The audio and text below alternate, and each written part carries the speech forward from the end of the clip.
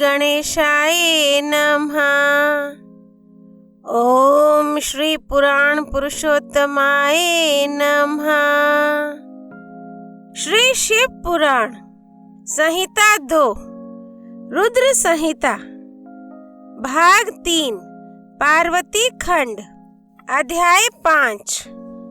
मीना को प्रत्यक्ष दर्शन देकर शिवा देवी का उन्हें अभिष्ट वरदान से संतुष्ट करना तथा मीना से मैनाक का जन्म।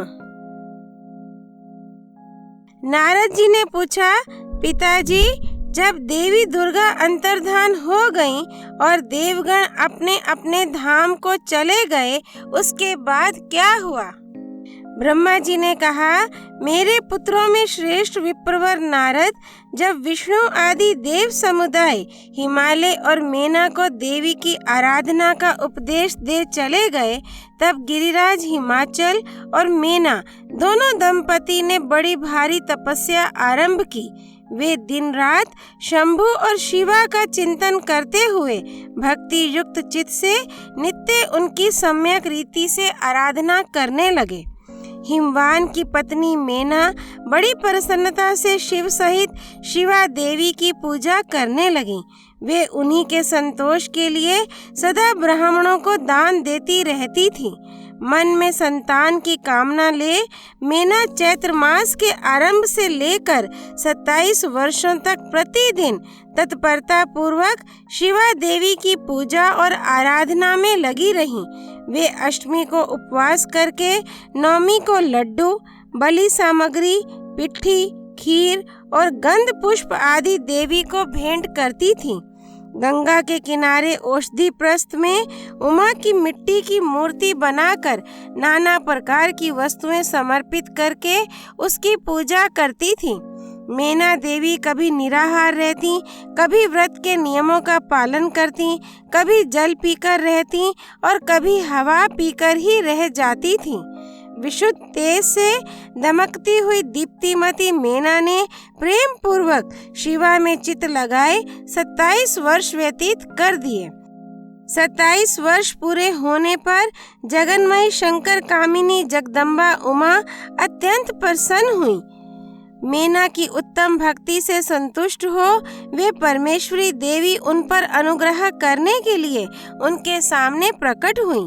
तेजो मंडल के बीच में विराजमान तथा दिव्य अवयवों से संयुक्त उमा देवी प्रत्यक्ष दर्शन दे मीना से हंसती हुई बोली। देवी ने कहा, गिरिराज हिमालय की रानी महासाध्वी मीना, मैं तुम्हारी तपस्या से बहुत प्रसन्न हूँ। तुम्हारे मन में जो अभिलाषा हो उसे कहो।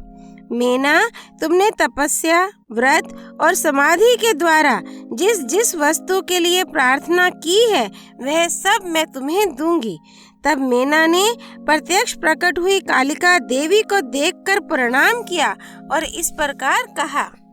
मीना बोली, देवी, इस समय मुझे आपके रूप का प्रत्यक्ष दर्शन हुआ है, अतः मैं आपकी स्तुति करना चाहती हूँ। कालिके, इसके लिए आप प्रसन्न हो। ब्रह्मा जी कहते हैं, नारद, मीना के ऐसा कहने पर सर्वमोहिनी कालिका देवी ने मन में अत्यंत प्रसन्न हो अपनी दोनों बाहों से खींचकर मीना को हृदय से लगा लिया। इससे उन्हें तत्काल महाज्ञान की प्राप्ति हो गई। फिर तो मीना देवी प्रिय वचनों द्वारा भक्ति भाव से अपने सामने खड़ी हुई कालिका की स्तुति करने लगी। मीना बोली, जो महामाया जगत को धारण करने वाली चंडिका, लोक धारिणी तथा संपूर्ण मनोवांछित पदार्थों को देने वाली हैं, उन महादेवी को मैं प्रणाम करती हूँ। जो नित्य आनंद प्रदान करने वाली माया, योग निद्रा, जग जननी तथा सुंदर कमलों की माला से अलंकृत हैं, उन नित्य सिद्धा उमा देवी को मैं नमस्कार करती हूँ। जो सबकी मातामही, नित्य आनंदमयी, भक्तों के शोक का नाश करने वाली तथा कल्प पर्यंत नारियों एवं प्राणियों की बुद्धि रूपिणी है, उन देवी को मैं प्रणाम करती हूँ। आप यतियों के अज्ञानमय बंधन के नाश की हेतु भूता ब्रह्म विद्या है। फिर मुझ जैसी नारियां आपके प्रभाव का क्या वर्णन कर सकती हैं? अथर्ववेद की जो हिंसा, मारण आदि का प्रयोग है वह आप ही हैं। देवी, आप मेरे अभिष्ट फल को सदा प्रदान कीजिए। भावहीन, आकार रहित तथा अदृश्य, नित्यानित्य तन मात्राओं से आप ही पंचभूतों के समुदाय को संयुक्त करती हैं। आप ही उनकी शाश्वत शक्ति हैं। आपका स्वरूप नित्य है। आप समय समय पर योग युक्त एवं समर्थ नारी के रूप में प्रकट होती हैं। आप ही जगत की योनि और आधार शक्ति हैं। आप ही प्राकृत तत्वों से परे नित्या प्रकृति कही गई हैं, जिसके द्वारा ब्रह्म के स्वरूप को वश में किया जाना जाता है। वह नित्या विद्या आप ही हैं। माते, आज मुझ पर प्रसन्न होइए। आप ही अग्नि के भीतर व्याप्त उग्र दाहिका शक्ति हैं। आप ही सूर्य किरणों में स्थित प्रकाशिका शक्ति हैं। चंद्रमा में जो आह्लादिका शक्ति है वह भी आप ही हैं। ऐसी आप चंडी देवी का मैं स्तवन और वंदन करती हूँ। आप स्त्रियों को बहुत प्रिय हैं। ऊर्ध्वरेता ब्रह्मचारियों की ध्येयभूता नित्या ब्रह्म शक्ति भी आप ही हैं। संपूर्ण जगत की वांछा तथा श्री हरि की माया भी आप ही हैं। जो देवी इच्छा अनुसार रूप धारण करके सृष्टि, पालन और संहारमयी हो उन कार्यों का संपादन करती हैं तथा ब्रह्मा, विष्णु एवं रुद्र के शरीर की भी हेतुभूता हैं, वे आप ही हैं। देवी, आज आप मुझ पर प्रसन्न हो। आपको पुनः मेरा नमस्कार है। ब्रह्मा जी कहते हैं, नारद, मेना के इस प्रकार स्तुति करने पर दुर्गा कालिका ने पुनः उन मेना देवी से कहा, तुम अपना मनोवांछित वर मांग लो।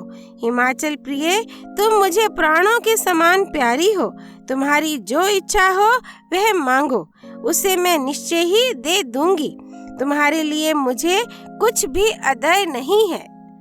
महेश्वरी उमा का यह अमृत के समान मधुर वचन सुनकर हिमगिरी कामिनी मेना बहुत संतुष्ट हुई और इस प्रकार बोली, शिवे, आपकी जय हो, जय हो। उत्कृष्ट ज्ञान वाली महेश्वरी जगदम्बिके, यदि मैं वर पाने के योग्य हूँ तो फिर आपसे श्रेष्ठ वर मांगती हूँ।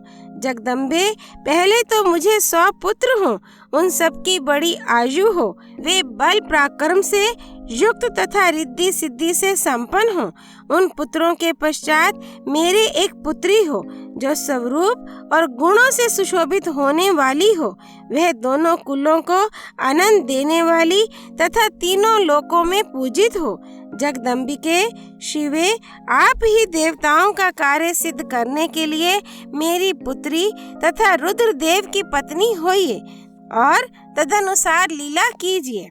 ब्रह्मा जी कहते हैं, नारद, मेनका की बात सुनकर प्रसन्न हृदया देवी उमा ने उनके मनोरथ को पूर्ण करने के लिए मुस्कुराकर कहा।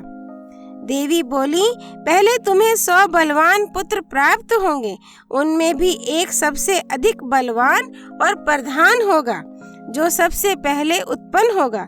तुम्हारी भक्ति से संतुष्ट हो, मैं स्वयं तुम्हारे यहाँ पुत्री के रूप में अवतीर्ण होंगी और समस्त देवताओं से सेवित हो उनका कार्य सिद्ध करूंगी। ऐसा कहकर जगतधात्री परमेश्वरी कालिका शिवा मेनका के देखते देखते वहीं अदृश्य हो गईं। तात महेश्वरी से अभिष्ट वर पाकर मेनका को भी अपार हर्ष हुआ। उनका तपस्या जनित सारा कलेश नष्ट हो गया। मुने, फिर काल क्रम से मेना के गर्भ रहा और वह प्रतिदिन बढ़ने लगा। समयानुसार उसने एक उत्तम पुत्र को उत्पन्न किया, जिसका नाम मैनाक था। उसने समुद्र के साथ उत्तम मैत्री बांधी। वह अद्भुत पर्वत नागवधुओं के उपभोग का स्थल बना हुआ है। उसके समस्त अंग श्रेष्ठ हैं। हिमालय के 100 पुत्रों में वह सबसे श्रेष्ठ और महान बल पराक्रम से संपन्न है। अपने से या अपने बाद प्रकट हुए समस्त पर्वतों में एकमात्र मैनाक ही पर्वतराज के पद पर प्रतिष्ठित है। अध्याय 5 संपूर्ण। माँ चंडी देवी की जय। सर्वमोहिनी कालिका देवी की जय। महेश्वरी उमा की जय। हर हर महादेव। श्री हरि अर्पणमस्तु।